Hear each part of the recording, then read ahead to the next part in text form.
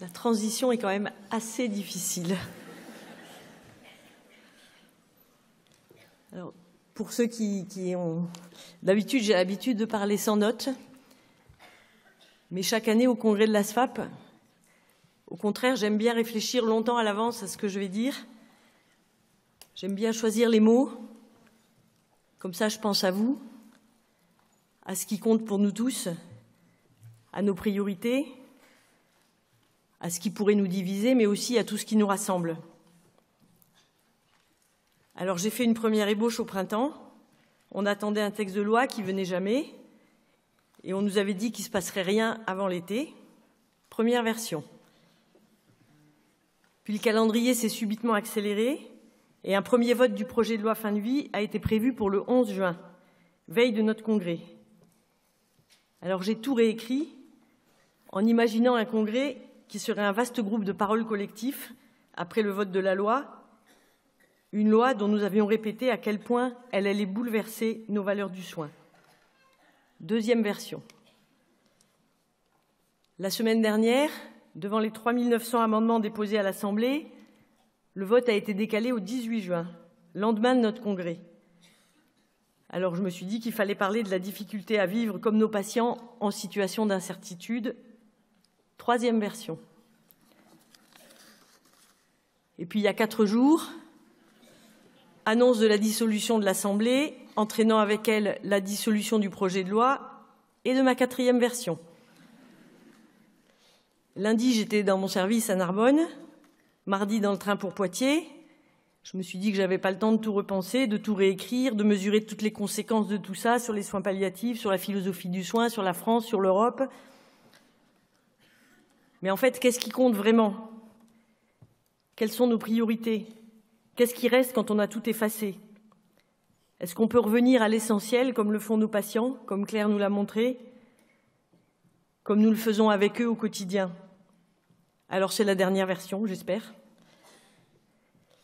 En 2021, après la proposition de loi d'Olivier Falorni, qui avait vu 85% des députés présents voter le premier article d'un texte radical légalisant l'euthanasie et le suicide assisté, nous avions choisi de nous remettre en question. Où avions-nous, nous, failli?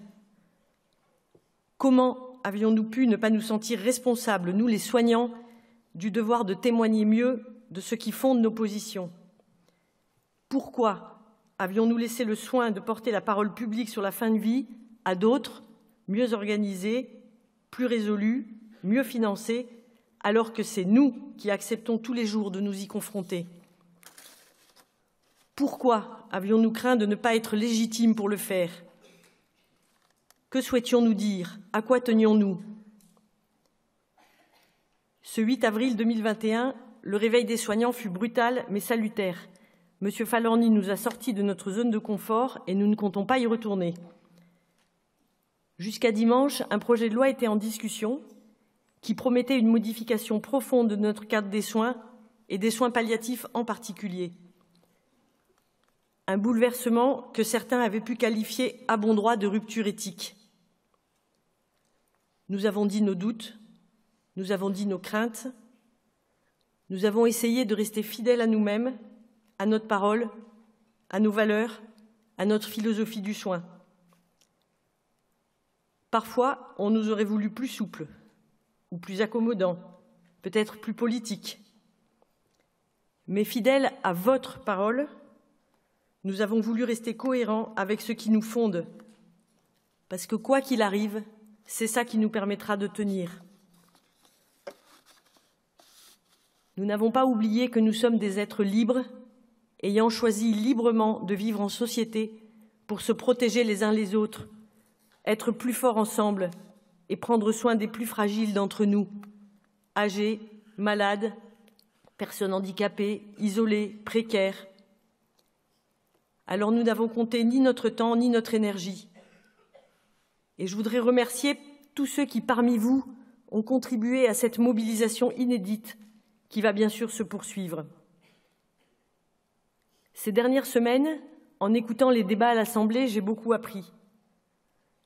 Des députés de tous les bancs de l'hémicycle se sont engagés de toutes leurs forces pour porter cette vision du soin et de la vulnérabilité.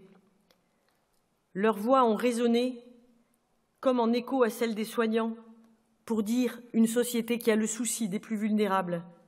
Et je voudrais les remercier publiquement ici pour leur engagement et leur courage. Bravo à eux. Saisi de vertige, le député communiste Pierre Dharréville a fait le choix vendredi dernier de quitter l'hémicycle avec des mots bouleversants. Nous avons eu du mal à réfléchir ensemble et à nous rencontrer.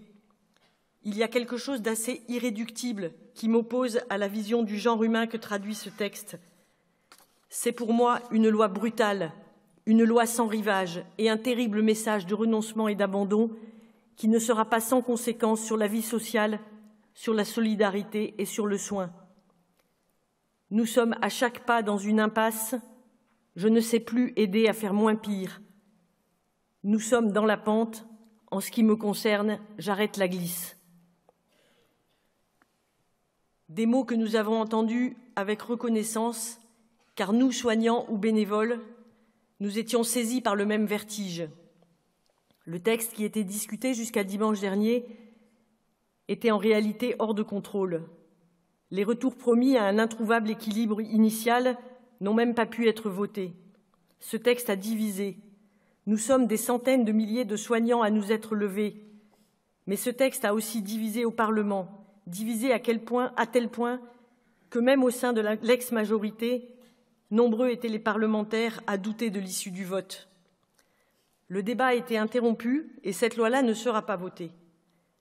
Mais le sujet n'est évidemment pas clos et tôt ou tard, nous y reviendrons. Déjà, des voix tentent de nous faire croire que la priorité des Français serait de remettre ce projet de loi au cœur de la législature à venir, à tout prix et sans délai. Mais l'une des premières priorités exprimées par les Français, c'est la question du soin, de l'hôpital qui ferme, de la difficulté à trouver un médecin, du scandale d'être mal accompagné. La priorité politique est ici et pas ailleurs. Dans le chaos actuel, nous appelons les futurs parlementaires à la raison. Nous devons améliorer le soin et le rendre disponible pour tous. Nous ne devons pas le détruire. Et nous ne pourrons pas dire que nous ne savions pas. Alors qu'allons-nous faire? Pourquoi et pour qui parlons-nous?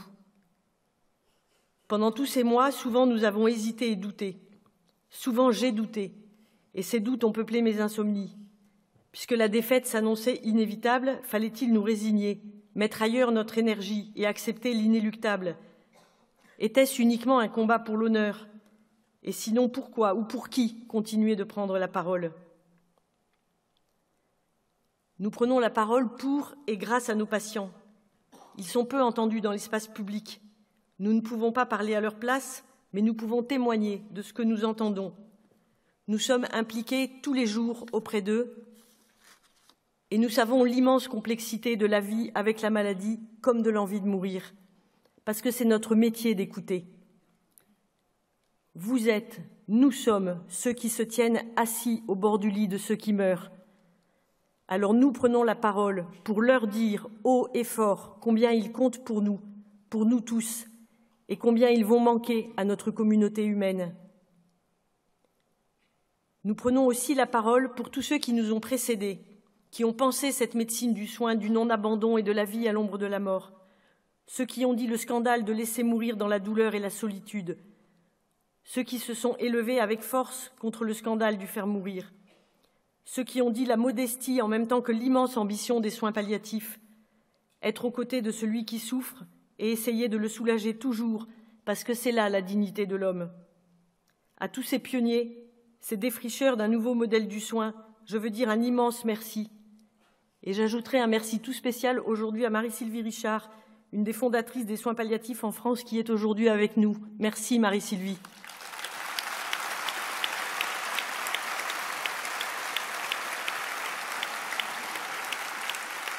Mais nous prenons également la parole pour nous-mêmes, nous tous qui sommes réunis ici. Certes, nous avons des convictions ou des opinions, mais surtout, nous avons une expérience et des compétences. Nous avons des choses à dire qui comptent pour nous et que nous croyons justes. Dans l'adversité de ces mois, souvent difficiles, nous avons été creusés, transformés, fatigués, éprouvés, soudés, liés. Nous avons été obligés de questionner nos pratiques, de douter. Nous pouvons espérer que cela nous a fait grandir. Nous prenons la parole parce que nous voulons pouvoir nous dire « Je fais ce que je crois devoir faire, j'ai fait ce que je pouvais ». Et parce que nous voulons continuer à dire que donner la mort n'est pas un soin. Et enfin, nous prenons aussi la parole pour ceux qui viendront après nous. La réflexion sur l'accompagnement ou le sens du soin ne s'arrêtera ni avec cette loi, ni avec nous. Grâce à vous, les plus jeunes qui êtes présents aujourd'hui, la pensée du soin continuera à se déployer. Nous ne savons rien de ce qui poussera sur le terreau de notre parole, mais nous vous le devons. Nous le devons parce qu'il y aura toujours des personnes à accompagner et que ce que nous faisons chaque jour auprès des personnes en fin de vie a une valeur et une importance universelle. Ces gestes sont nécessaires hier, aujourd'hui et demain. N'en doutez jamais, n'en doutons jamais. Pour ceux qui nous ont précédés, pour nous tous comme pour tous ceux qui viendront, il faut donc parler, sans crainte, mais sans trahir non plus la diversité qui fait notre richesse. Nous, dont les convictions philosophiques, spirituelles ou politiques sont d'une infinie diversité. Notre société évolue, certains d'entre vous l'acceptent et se sentaient en accord avec les changements proposés. Peut-être alors vous est-il arrivé de ne pas vous sentir compris. Peut-être n'avez-vous pas rejoint certaines craintes qui s'exprimaient parfois bruyamment. Peut-être parfois avez-vous du mal à trouver votre place, à oser prendre la parole pour exprimer votre différence. Peut-être vous sentez-vous en décalage avec la parole majoritaire portée publiquement par la SFAP. Nous, les soins palliatifs, nous savons combien il en coûte parfois d'incarner l'altérité et la minorité. Mais c'est parce que nous sommes divers que nous sommes forts. Parlons-nous, échangeons, dialoguons. C'est de nos désaccords exprimés et partagés que naîtra l'avenir que nous construirons ensemble. Parmi nous, d'autres doutent, n'ont pas envie de choisir un camp ou voudraient qu'être soignant n'implique pas d'être militant. Vous, dont le quotidien vous semble si éloigné de ces débats qui saturent l'espace public, vous qui voyez dans l'avenir un océan d'incertitudes, vous qui aimeriez pouvoir continuer à accompagner comme vous l'avez toujours fait, sans que la politique ou les médias ne s'en mêlent, vous qui souhaitez continuer à travailler dans le singulier de la relation de soins, vous avez droit à l'indécision et à l'hésitation. Enfin, beaucoup d'entre nous n'arrivaient pas à accepter les changements qui se dessinaient. Les soins palliatifs n'auraient-ils été qu'une parenthèse de l'histoire, une parenthèse ouverte par le refus de l'abandon, de l'acharnement et des cocktails lithiques et refermée par les soins d'accompagnement? Nous ne voyions pas comment être celui qui écoute et celui qui déciderait qui doit vivre ou qui peut mourir. Nous n'imaginions pas comment nous pourrions concilier le refus de la toute-puissance qui fonde notre pratique avec le pouvoir qui pourrait nous être donné de faire mourir. Un quart d'entre vous nous ont même dit vouloir partir.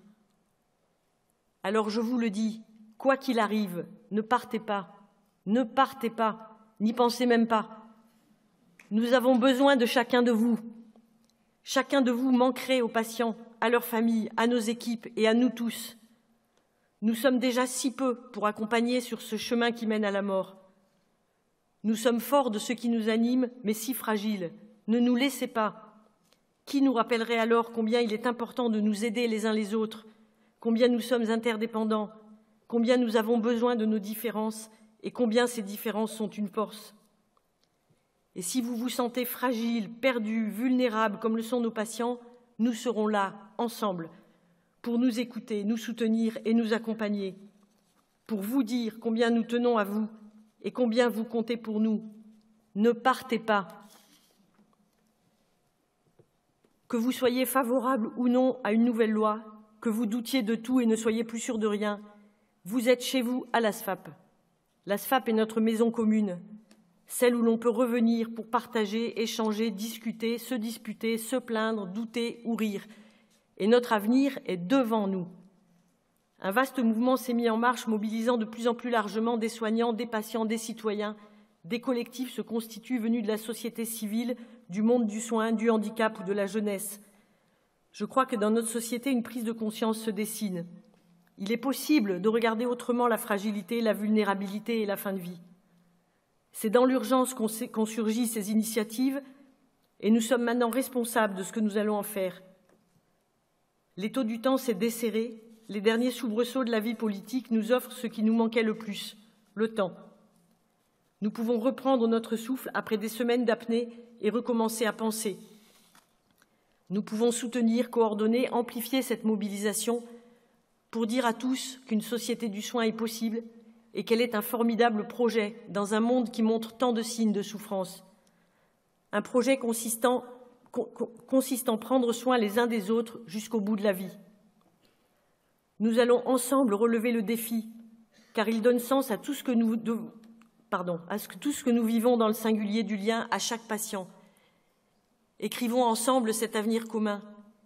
Nous puiserons jusqu'au fond de nous-mêmes pour trouver encore de l'énergie, voilà, si vous voulez que ça manque un peu, pour que toujours la philosophie palliative soit au cœur du soin.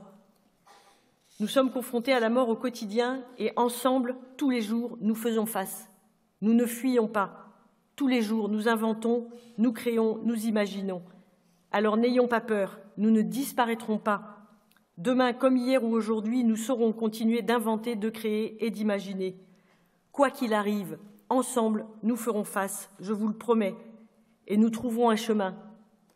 Parce que s'ils nous enterrent, ils perdront, parce que nous sommes des graines. Merci.